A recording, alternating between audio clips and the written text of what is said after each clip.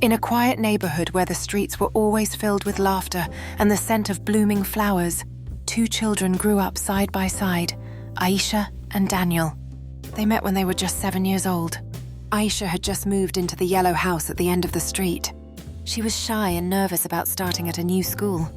On her first day, while sitting alone during lunch, a boy with messy hair and a warm smile walked up to her. "Hi," he said, placing his tray beside hers.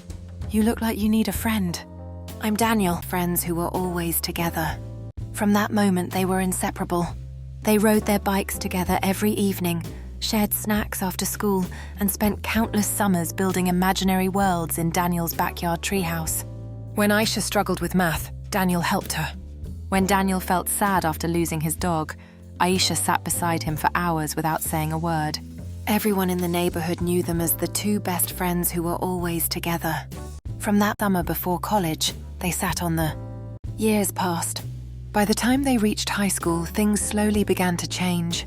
Aisha noticed Daniel wasn't just the boy who used to climb trees with her anymore.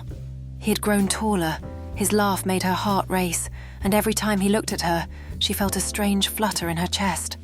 Daniel felt it too, but neither of them said anything. They were afraid that admitting their feelings might ruin the friendship they had built for so many years.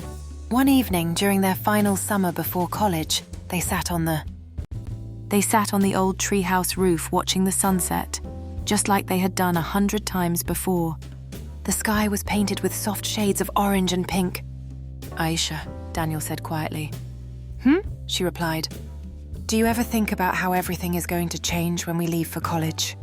Aisha looked down at her hands. "All the time." There was a long silence. Then Daniel took a deep breath. "I'm scared," he admitted. "Not because we'll be far apart, but because I realized something.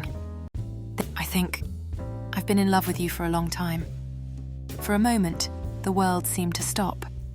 Aisha felt tears fill her eyes, not from sadness, but from relief. She laughed softly. "You took long enough to say it." Daniel blinked in surprise. "Wait, what?" Aisha smiled and gently held his hand. "Daniel, I've loved you since we were kids." The boy who once shared his lunch with a shy new girl now sat beside the person he loved most in the world.